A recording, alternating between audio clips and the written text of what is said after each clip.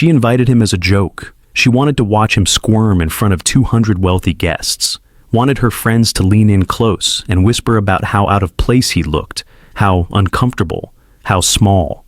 She even told them to watch his face when he realized he didn't belong. It would be entertainment, she said, free entertainment. But when he walked through those doors that night, when the light caught his face and his shoulders and the way he carried himself across that marble floor, the entire room fell silent. Not the polite kind of silence that comes before applause, the kind that comes when something shifts, when the air changes, when people realize they've misunderstood everything. Victoria's champagne glass stopped halfway to her lips. Her smile didn't just fade, it cracked, and within 48 hours, her entire world began to unravel. This is the story of Michael, a man who spent 7 years being invisible, and the single night that reminded everyone, including himself, who he really was. Before we dive deeper, let us know in the comments where you're watching from. We'd love to hear from you. And if you're new here, click on the subscribe button so you never miss any of our upcoming videos. Michael wasn't loud. He didn't need to be. He moved through the world the way water moves around stone, quietly, without resistance, absorbing everything, saying nothing. Most mornings, he woke at 5:30, before the city fully stirred, and stood in front of a small mirror in his studio apartment in Queens, tying the same plain tie he'd worn for 3 years. The apartment was clean, not expensive, not stylish, but clean. A single bed pushed against the wall, a small table near the window where he ate his meals alone, a wooden box under the bed he hadn't opened in years. By 6:45, Michael stood outside a high-rise building in the Upper East Side, beside a black Range Rover that cost more than most people earn in 2 years. The vehicle gleamed under the morning sun, not because his employer demanded it, but because Michael had standards, even when no one was watching, especially when no one was watching. Victoria Hamilton stepped out of the building every morning at 7:15, phone pressed to her ear, sunglasses covering half her face even when the sky was gray. She never said good morning. She never looked at him. She simply opened the back door herself, if he wasn't fast enough, and slid into the leather seat like she was boarding her own private jet. Michael would close the door gently, walk around to the driver's seat, and pull into traffic without a word. This was their routine. It had been their routine for 7 years. 7 years of silence, 7 years of polite nods and one-word answers, 7 years of being treated like part of the car itself, necessary but forgettable. Victoria ran a company called Hamilton Luxury Interiors. She designed penthouses for tech billionaires, remodeled private jets for actors, and decorated hotel lobbies that cost more per night than most people's rent. Her client list read like a Forbes feature. Her ego matched her tax bracket, and everyone who worked for her, from her assistants to her drivers, existed only to make her life easier. One morning in late September, Victoria came downstairs with 2 women. Both wore designer heels that clicked sharp against the marble lobby floor. Both carried handbags that could have paid Michael's rent for 6 months. Michael opened the door. Victoria slid in without acknowledging him. Her friends followed. Amanda, tall and blonde, with a voice that always sounded like she was performing for an audience. And Crystal, shorter, sharper, with eyes that scanned people like price tags. They were already mid-conversation when Michael started driving. He kept his eyes on the road. He always did, but he could hear everything. Victoria was talking about her upcoming birthday party, 40 years old. She wanted it to be memorable, not just big, memorable, something people would talk about for months. Amanda suggested hiring a celebrity performer. Crystal suggested renting out an entire museum. Victoria sighed, unimpressed. Those ideas were predictable. She wanted something unexpected, something no one had seen before. The car stopped at a red light. Michael glanced in the rearview mirror, not at them, just at the road behind him. But Victoria caught his eyes for half a second. She didn't say anything, just looked at him, then looked away. And smiled. That smile stayed with him the rest of the drive. It wasn't kind. It wasn't warm. It was the smile of someone who just had an idea. And Michael had learned, over 7 years, that Victoria's ideas were never good for anyone but herself. Later that afternoon, Michael waited outside a restaurant in Soho while Victoria had lunch with Amanda and Crystal. He sat in the car, windows cracked, listening to the hum of the city. People passed by in waves, tourists with cameras, Couples holding hands, delivery bikes weaving through traffic. No one looked at him. That was fine. He preferred it that way. An hour later, the three women came out, laughing loudly, drawing attention the way they always did. Michael stepped out and opened the door. Victoria paused before getting in. She looked at him, really looked at him, and for a moment he thought she might actually say something human. Instead, she asked him a question. "Do you have plans 3 weeks from Saturday?" Michael blinked. "Plans, ma'am?" "Yes." "Plans. Are you busy?" He wasn't sure how to answer. He was never busy. His life was this: work, home, sleep, repeat. "No, ma'am," he said quietly. "Good," Victoria replied, "because you're coming to my birthday party." The words hung in the air. Amanda's mouth opened slightly. Crystal let out a small laugh, quickly covered by her hand. Michael didn't move. He didn't smile. He just stood there, holding the car door open, trying to understand what was happening. "I'm sorry," he said. "My birthday party?" Victoria repeated, slower now, like she was explaining something to a child. "Saturday night, 3 weeks from now, the Plaza Hotel, black tie, you're invited." He felt his chest tighten, not from excitement, from recognition. He knew what this was. He'd spent 7 years watching how Victoria treated people, how she made her assistants cry in the break room, how she laughed when waiters stumbled, how she turned human beings into punchlines. This wasn't an invitation, it was a setup. But instead of refusing, instead of looking away or making an excuse, Michael did something that surprised even himself. He nodded. "Thank you, Mrs. Hamilton," he said calmly. "I'd be honored." Victoria's smile faltered. Just for a second. That wasn't the reaction she expected. She wanted hesitation, confusion, maybe even gratitude mixed with fear. But Michael's face stayed neutral, calm, almost unreadable. "Good," she said, recovering quickly. "Just make sure you dress appropriately. It's black tie. Don't embarrass me." "I won't, ma'am," Michael replied. Victoria slid into the car.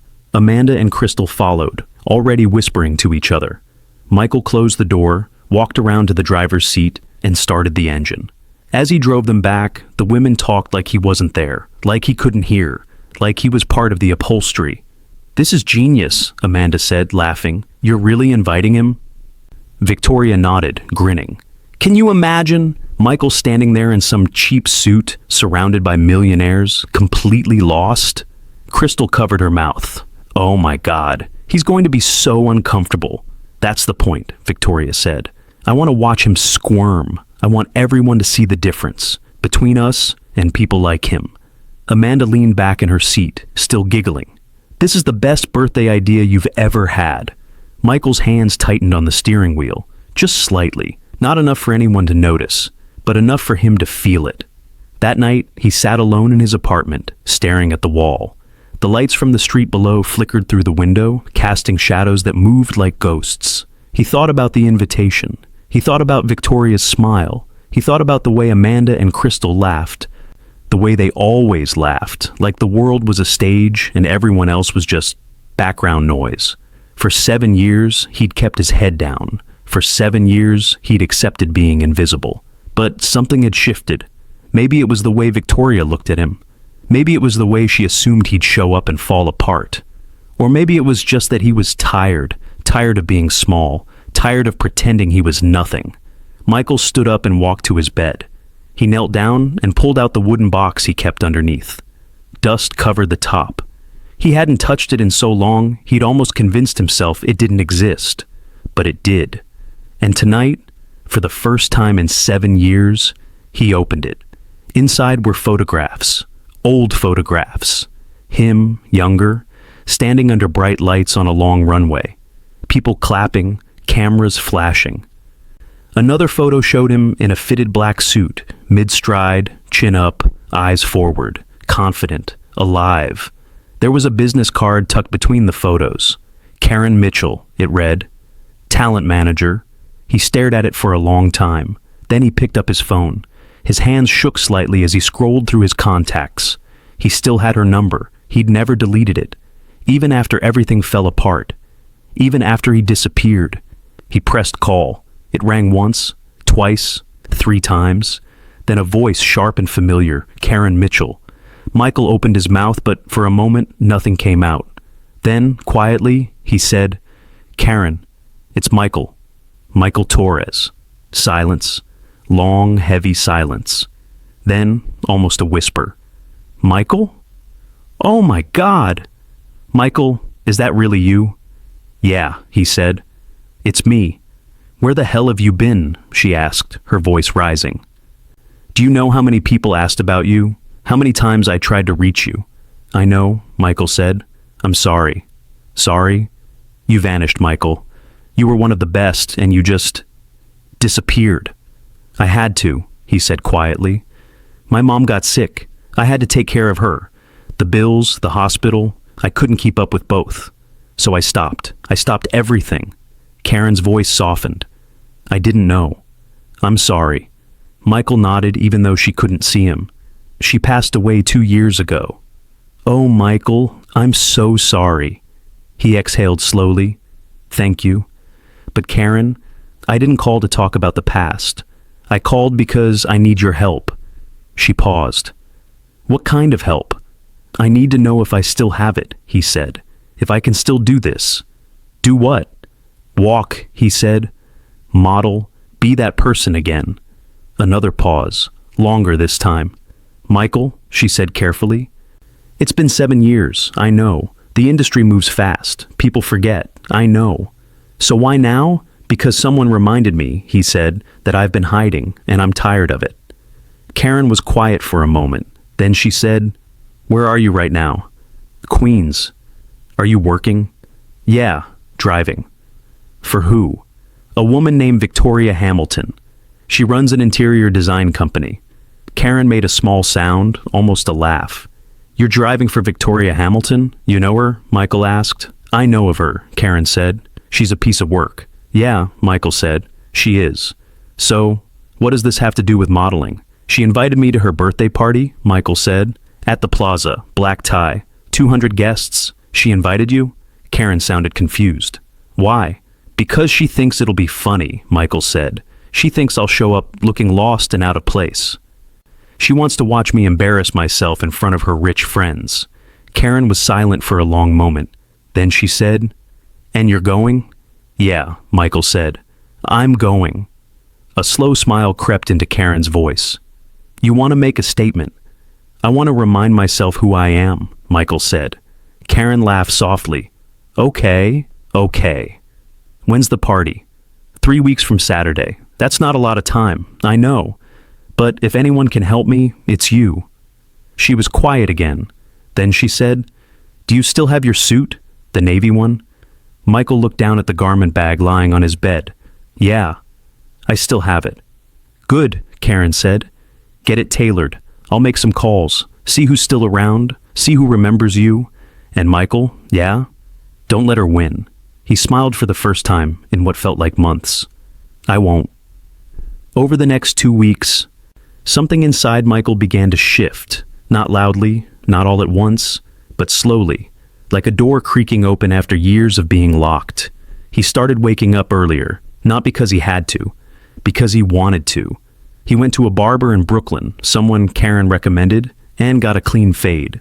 The barber didn't ask questions, just worked in silence, shaping Michael's hair the way it used to be, sharp and intentional. Michael looked at himself in the mirror when it was done. He barely recognized the man staring back. The next day he took his navy suit to a tailor in the garment district.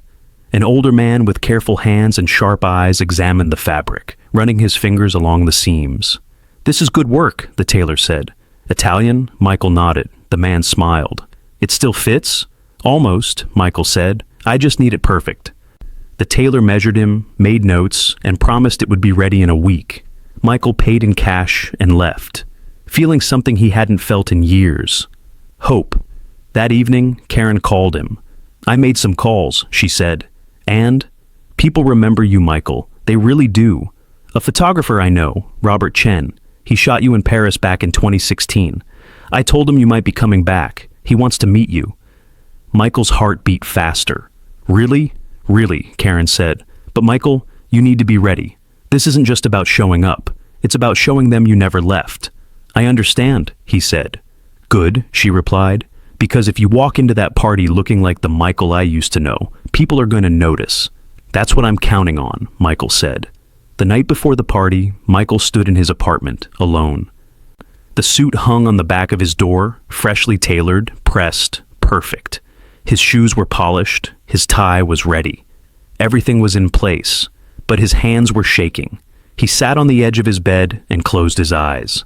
He thought about his mother, about the way she used to tell him, "You're not small, Michael. Don't let anyone make you feel small."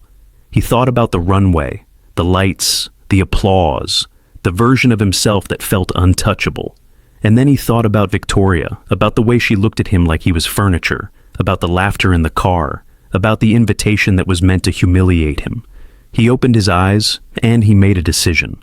Tomorrow night, he wouldn't be the man she expected. He'd be the man he used to be, the man he still was. Saturday arrived. Michael woke before dawn. He didn't rush. He made coffee. He ate slowly.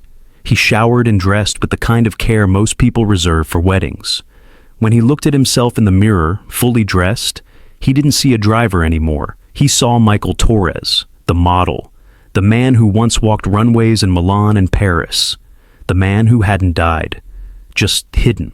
He left his apartment at 6:30, even though the party didn't start until 7. He took the subway into Manhattan, carrying himself differently now. People noticed.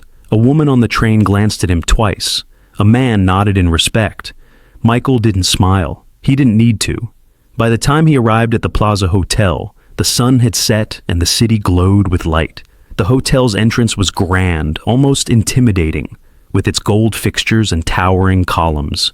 Valets moved quickly, opening doors for guests in gowns and tuxedos. Michael walked up the steps slowly, his heart pounding, but his face calm. Inside, the lobby shimmered. Chandeliers hung like frozen fireworks. Marble floors reflected everything. A string quartet played softly near the entrance to the ballroom. Michael followed the sound. The ballroom doors were open. He could hear laughter and music spilling out into the hallway. He stopped just outside and took a breath. This was it. No turning back. He stepped through the doors, and everything stopped. Not immediately, not all at once, but like a ripple moving through water, heads began to turn. Conversations paused mid-sentence. A woman holding a champagne flute looked up and froze. Then another. Then another.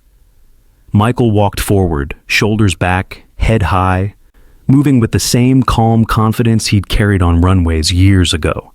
He wasn't rushing. He wasn't nervous. He was just there.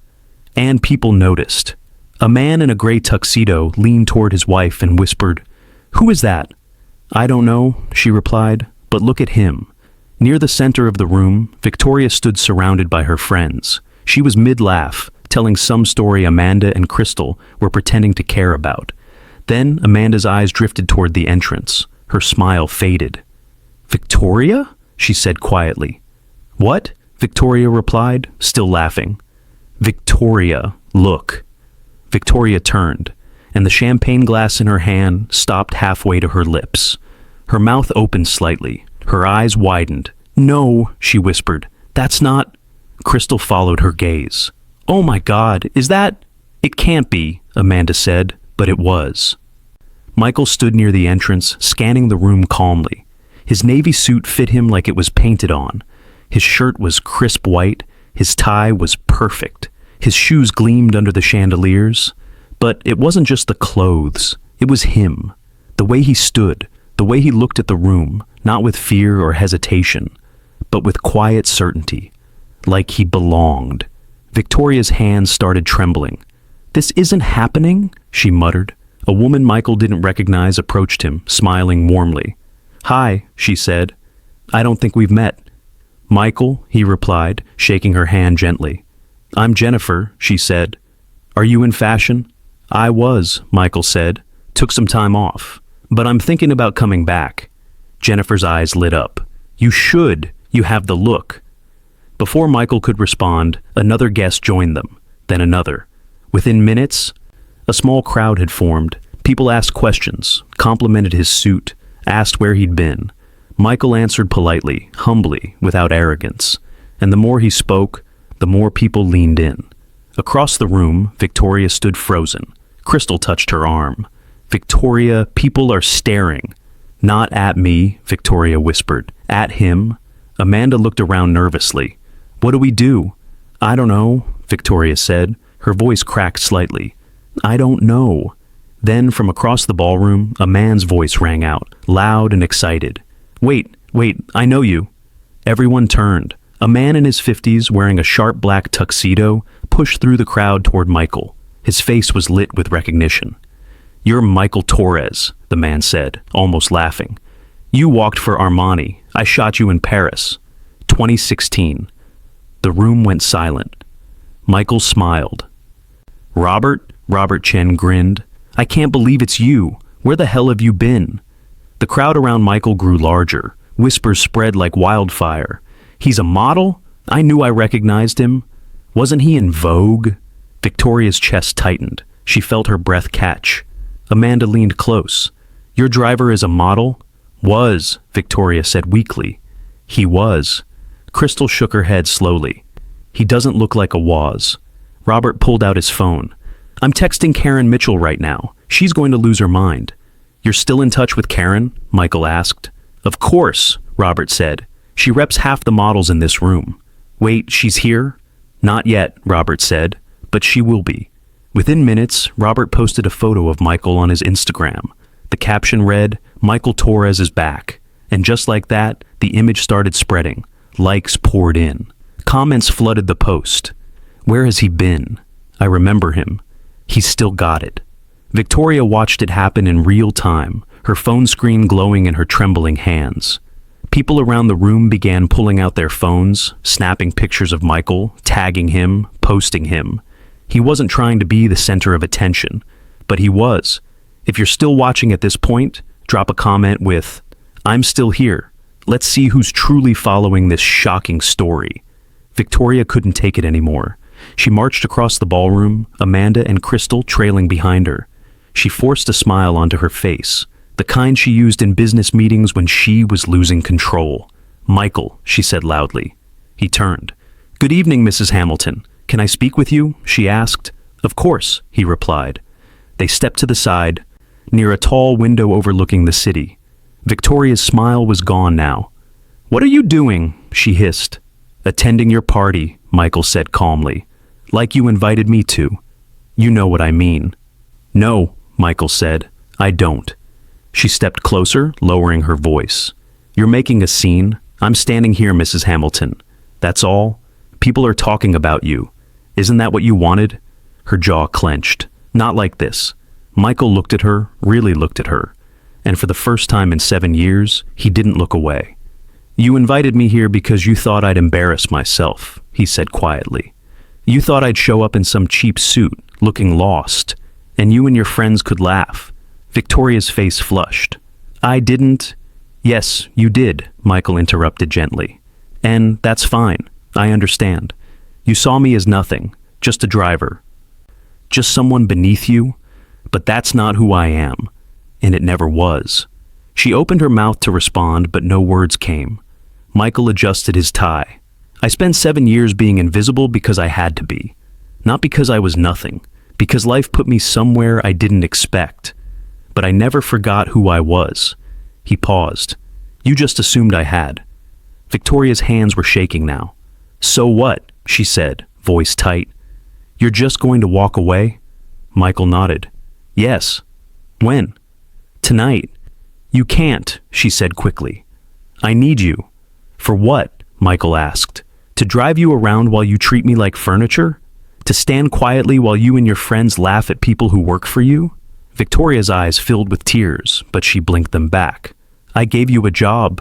"Yes," Michael said, "and I'm grateful. But I deserve more than being someone's punchline." Before she could respond, a woman in a red dress approached. "Excuse me," she said warmly. Michael turned. "Yes?" "I'm Sarah DeLuca," she said, extending her hand. "Executive at IMG Models." Michael shook her hand, surprised. "Nice to meet you. Karen told me you'd be here," Sarah continued. "I've been looking for you all night." Victoria stood frozen beside them. "I'd love to talk to you about representation," Sarah said. "We're rebuilding our men's division, and honestly, you'd be perfect." Michael felt his heart race. "I'd like that." "Good," Sarah said, handing him her card. "Call me Monday. Let's make it official." She smiled and walked away. Michael stared at the card in his hand. Victoria stared at him. "You're really leaving," she said quietly. "Yes," Michael replied. "I am." She looked down. When she looked back up, her eyes were wet. "I'm sorry," she whispered. Michael nodded slowly. "I know, but some things can't be fixed with sorry." He turned and walked away. Victoria stood there alone, in the middle of her own birthday party, watching him disappear into the crowd.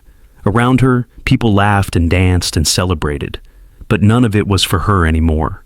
3 months later, Michael stood on a rooftop in Brooklyn, looking out at the Manhattan skyline. The city glowed in the distance, a sea of lights and movement. Behind him, a photographer adjusted her camera. "Okay, Michael," she called. "One more. Look at me." He turned, shoulders relaxed, face calm. The camera clicked. "Perfect," she said. "That's the one." Michael smiled. They wrapped the shoot an hour later. As he packed his things, his phone buzzed. A text from an unknown number. He opened it. "Michael, this is Victoria. I saw your billboard in Times Square. You look incredible. I just wanted to say I'm sorry. For everything. I was wrong. Congratulations on everything you've achieved." Michael stared at the message for a long time. Then he typed back, "Thank you, Victoria. I forgive you. I hope you've learned that people are more than what you see on the surface. Take care." He hit send, then he blocked the number. Not out of anger, not out of revenge, but because some chapters need to close, and this one had. Karen called him that evening. "How'd the shoot go?" she asked. "Good," Michael said. "Really good. I'm proud of you," she said. "You know that, right?" "I do," Michael replied. "You could have stayed hidden," Karen said. "You could have kept your head down and just existed, but you didn't." "No," Michael said. "I didn't. That takes courage." Michael looked out the window at the city below. "It wasn't courage," he said quietly. "It was just me remembering I was never small to begin with." Karen smiled on the other end of the line. "No, Michael, you weren't." They talked for a few more minutes, then said goodnight. Michael sat alone in his apartment, the same small space in Queens he'd lived in for years. But it didn't feel the same anymore, because he wasn't the same. A year later, Michael's face was everywhere. Billboards, magazines, campaigns for major brands. He walked runways again, this time with a different kind of confidence. Not the kind that comes from youth or arrogance. The kind that comes from surviving, from being broken and choosing to rebuild. One afternoon, he was invited to speak at a fashion event in Manhattan. Young models filled the audience, eager and nervous, hoping to break into the industry. Michael stood on stage, microphone in hand, looking out at them. Someone asked him a question. "What's the hardest part of this job?" Michael thought for a moment. "The hardest part," he said, "isn't the rejection. It's not the competition. It's remembering that your worth doesn't come from how people see you. It comes from how you see yourself." The room was silent. "Because for a long time," Michael continued, "I let other people define me. I let someone treat me like I was nothing. And I started to believe it." He paused. "But the truth is I was never nothing. I was just quiet. And there's a difference. People clapped, not politely, but deeply, because they understood." After the event, a young woman approached him. She looked nervous. "Excuse me," she said. "Michael, yes? I just wanted to say thank you," she said, "for what you said up there, about worth. I needed to hear that." Michael smiled. "We all need to hear it sometimes." She nodded and walked away. Michael watched her go, and for a moment, he thought about his younger self. The version of him that walked runways with no fear. The version that disappeared when life got hard. And the version that came back, not because someone gave him permission, but because he gave it to himself. 2 years after that night at the Plaza, Michael received an envelope in the mail. Inside was an invitation, a charity gala, black tie, Manhattan. And at the bottom, in small print, honorary guest Michael Torres. He smiled, not because of the title, but because of what it meant. He wasn't hiding anymore. He wasn't invisible. He was seen, and this time, it was on his terms. The night of the gala, Michael arrived early. The venue was stunning, all glass and light, overlooking the Hudson River. People milled about, dressed in their finest, talking in low, expensive voices. Michael walked through the crowd, shaking hands, greeting old friends, meeting new ones. Then he saw her, Victoria. She was standing near the bar, alone, holding a glass of wine. She looked different. Older, maybe. Tired. Her dress was elegant, but something about her seemed smaller than he remembered. Their eyes met. For a moment, neither moved. Then Victoria walked over. "Hello, Michael," she said quietly. "Victoria," he replied. She looked down at her glass. "I wasn't sure you'd be here. I almost didn't come," Michael said honestly. "But I'm glad I did," she nodded. "I saw your campaign with Calvin Klein. It was beautiful, thank you." She hesitated, then said, "I know I already apologized, but I want you to know I meant it. I've thought a lot about that night, about how I treated you, about how I treated a lot of people." Michael studied her face. She wasn't performing. She wasn't trying to win him over. She was just being honest. "I believe you," he said. She looked up, surprised. "You do?" "Yes," Michael said. "People change, or at least they can." She smiled, but it was sad. "I don't know if I've changed enough." "That's not for me to decide," Michael said gently. "It's for you." They stood in silence for a moment. Then Victoria said, "I lost a lot after that night. Clients, friends, respect." Michael didn't respond. "I deserved it," she added quickly. "I'm not asking for sympathy. I just wanted you to know that I learned something." She looked at him. "I learned that people aren't props. They're not there to make you feel big. And when you treat them like they are, eventually they leave, and you're left alone." Michael nodded. "Yeah, you are." Victoria finished her wine and set the glass down. "I'm glad you're doing well, Michael. Really, thank you," he said. She turned to leave, then stopped. "Michael?" "Yeah?" "For what it's worth," she said, "I'm sorry I didn't see you. I'm sorry I made you feel small." Michael looked at her for a long moment. Then he said, "I forgive you, not because you asked, but because holding on to it doesn't help me." Victoria's eyes filled with tears.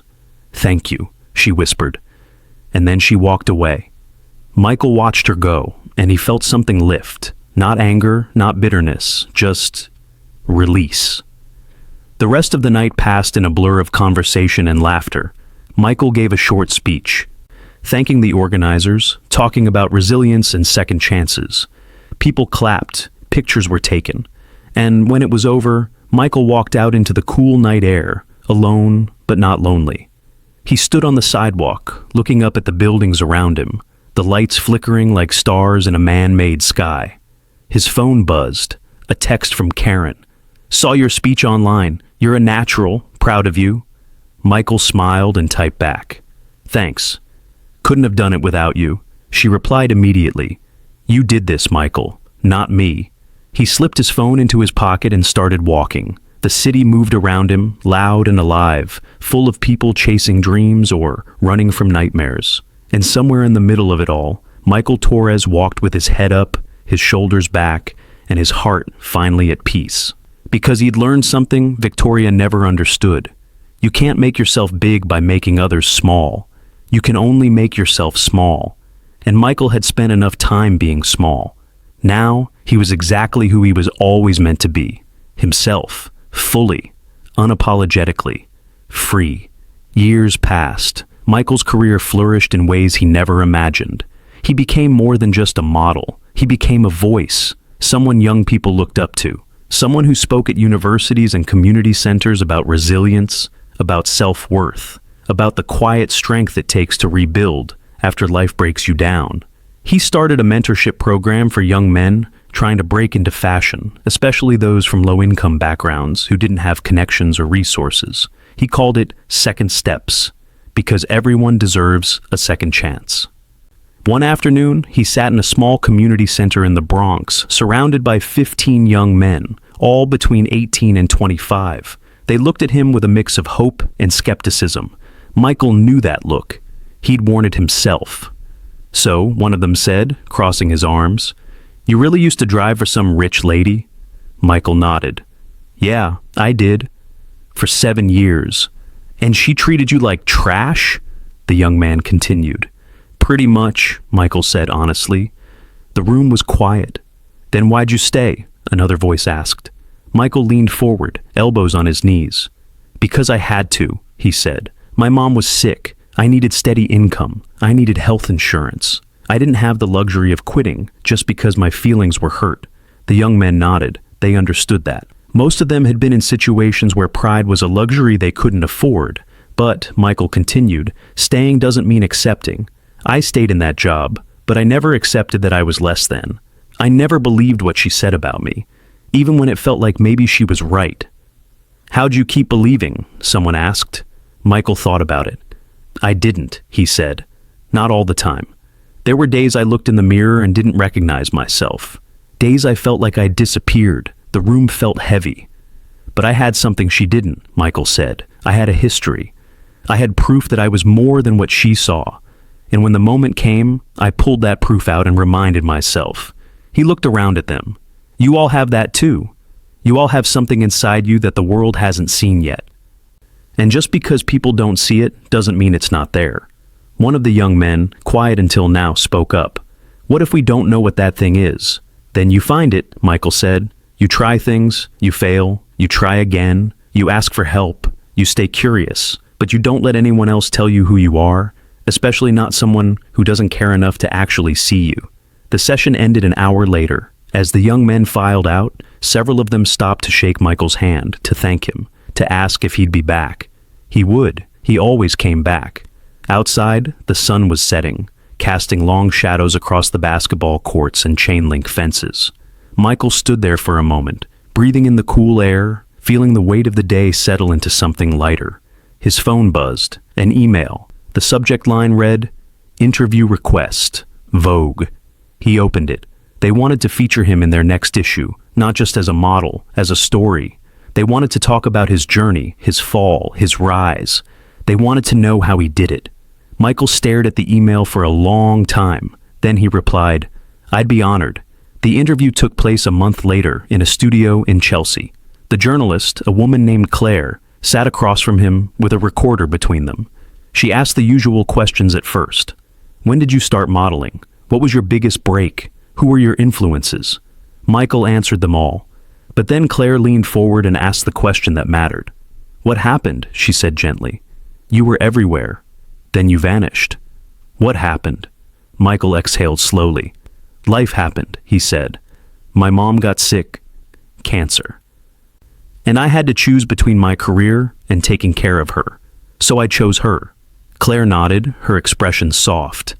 And after she passed, Michael said, I didn't know how to come back. I felt like I'd been gone too long, like people had forgotten me, like maybe I'd forgotten myself. So what changed? Claire asked. Someone reminded me I was still here, Michael said. Not in a kind way, but in a way that forced me to make a choice. He told her about Victoria, about the job, about the invitation, about the night at the plaza. Claire listened without interrupting, her eyes locked on his. When he finished, she sat back. That's incredible, she said. Do you regret it? Any of it? Michael thought about it. No, he said. I don't. Because all of it, the pain, the humiliation, the years of being invisible, all of it taught me something. What? That my worth isn't tied to other people's opinions. It's tied to my own belief in myself. And once I believed it again, everything else followed. The article came out 2 months later. The cover featured Michael in a simple white shirt, looking directly at the camera. The headline read, Michael Torres, the model who came back from nowhere. The piece went viral. People shared it, quoted it, talked about it on podcasts and morning shows. But the part that resonated most was a single line Michael had said toward the end of the interview. You can't wait for permission to be yourself. You just have to be yourself and see who shows up. Victoria read the article. She was sitting in her apartment, alone, on a Saturday afternoon. The place was quiet. Too quiet. She'd downsized after her business shrank. Fewer clients. Fewer staff. Fewer people who wanted to associate with her after word spread about how she treated people. She read the article twice. Then a third time. And when she got to the part about the party, about the way she'd invited Michael as a joke, she closed her laptop and put her face in her hands. She hadn't cried in years, but she cried then. Not because she felt sorry for herself, but because she finally understood what she'd done, not just to Michael, but to everyone she'd ever looked down on. Every assistant she made cry, every driver she ignored, every person she treated like they were beneath her. She'd spent so much time trying to feel big that she never realized she was making herself smaller. A week later, Victoria did something she hadn't done in years. She volunteered. A small nonprofit in Brooklyn that helped women re-enter the workforce after incarceration. She didn't tell anyone. She didn't post about it online. She just showed up quietly and did the work. It wasn't glamorous. It wasn't Instagram-worthy. But it was real. And slowly over time, she started to feel like maybe, just maybe, she could become someone better than who she'd been. Michael never saw her again after that night at the gala, but he heard through mutual acquaintances that she'd changed, that she was quieter now, humbler. He didn't know if it was true, but he hoped it was, because he believed people could change. He had to. Otherwise, what was the point? On a cold evening in December, 5 years after that night at the Plaza, Michael stood on stage at Lincoln Center. He was receiving an award, Humanitarian of the Year, given by a coalition of fashion and nonprofit organizations. The room was filled with designers, models, executives, and activists, people who'd spent their lives trying to make the world a little less cruel. Michael stood at the podium, looking out at the sea of faces. "Thank you," he began. "This is unexpected. And honestly, a little overwhelming." People smiled. "I don't think of myself as a humanitarian," Michael continued. "I think of myself as someone who got a second chance. And I wanted to make sure other people got one too." He paused. "A lot of people ask me how I came back, how I went from being invisible to being here. And the truth is, I didn't come back. I just stopped hiding." He looked down at his hands. "For a long time, I let other people decide what I was worth. I let someone treat me like I was nothing. And I accepted it because I thought I had to, because I thought that was my place. But one night," Michael said, "I decided that wasn't true. I decided that I was more than what someone else saw. And I walked into a room full of people who didn't expect me, and I showed them who I really was." His voice grew stronger, not because I wanted to prove them wrong, but because I wanted to prove myself right. The room was silent. "If you take anything from my story," Michael said, "let it be this. You are not what people say you are. You are what you know you are. And if you've forgotten, if life has beaten you down so much that you've lost sight of yourself, then find one person who remembers. Or find one memory that reminds you, and hold on to it, because that's where you start." He looked up. "That's where I started. And if I can come back from where I was, so can you." The applause was thunderous. People stood. Some wiped their eyes. Michael stepped off the stage, his heart pounding, his hands shaking, but his soul finally, fully at peace. After the event, he walked out into the December cold. Snow was falling lightly, dusting the streets and sidewalks in white. He pulled his coat tighter and started walking. No destination, just walking. His phone buzzed, a text from one of the young men in his mentorship program. "Saw your speech online. You're the truth, bro. Thank you for everything." Michael smiled and texted back, "Keep going. You're going to make it." He kept walking, past the bright lights of Times Square, past the late-night diners and the tourists taking pictures, past the homeless man on the corner who Michael stopped to give $20 to, past the young couple arguing on the sidewalk, past the old woman walking her dog, past all of it. And somewhere in the middle of that cold December night, Michael Torres realized something. He wasn't running anymore. He wasn't hiding. He wasn't waiting for permission or approval or validation. He was just living. Fully. Honestly. As himself. And that, more than any award or billboard or magazine cover, was the greatest success he could have ever asked for. Years later, when people asked him about that night at the Plaza, about the moment everything changed, Michael would smile and say the same thing. It wasn't about revenge. It wasn't about proving anyone wrong. It was about remembering who I was and deciding that was enough. Because in the end, that's all any of us can do. Remember who we are, decide that's enough, and walk forward, head up, heart open, unafraid. That's how Michael lived the rest of his life. Not loudly, not arrogantly, but fully. And in a world that constantly tries to make people feel small, that kind of life is the most powerful rebellion there is. So, if you've ever been made to feel invisible, if you've ever been laughed at or looked down on or treated like you don't matter, remember this. You do matter. You always did. And the moment you believe that, really believe it, everything changes. Not because the world changes, but because you do. And that's when the world has no choice but to notice. Just like they noticed Michael. Not because he demanded it, but because he finally, after years of hiding, allowed himself to be seen. And when you allow yourself to be seen, truly seen, the right people will always show up. The wrong ones will fall away. And you'll be left standing exactly where you were always meant to be, in your own light, unshaken, unafraid, free. That's Michael's story, but it's also yours, if you let it be. Now go. Walk into that room. Show them who you really are. And don't you dare apologize for it. If this story moved you, if it made you think about your own life and the moments you've let others define you, leave a comment below.